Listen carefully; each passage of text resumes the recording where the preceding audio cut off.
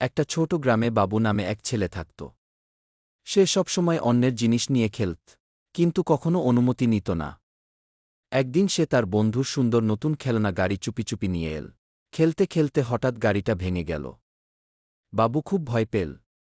সে ভাবল, আমি যদি সত্যি বলি তাহলে সবাই রাগ করবে কি, তাই সে মিথ্যা বলল, আমি এটা পাইনি গি। বন্ধু তার ভাঙা খেলনা দেখে কাঁদতে লাগল। বাবুর মন খারাপ হয়ে গেল। সে বুঝতে পারল তার ভুলের কারণে বন্ধুর কষ্ট হচ্ছে। অবশেষে বাবু সাহস করে সত্যি কথা বলল। সে বলল, আমি তোমার অনুমতি ছাড়া খেলনা নিয়েছিলাম, আর ভুলে ভেঙে ফেলেছি। আমাকে ক্ষমা করো। তার বন্ধু একটু রাগ করলেও বাবুর সত্যি কথা বলার জন্য তাকে ক্ষমা করে দিল। এরপর বাবু প্রতিজ্ঞা করল, আর কখনো কারো জিনিস অনুমতি ছাড়া নেবে না।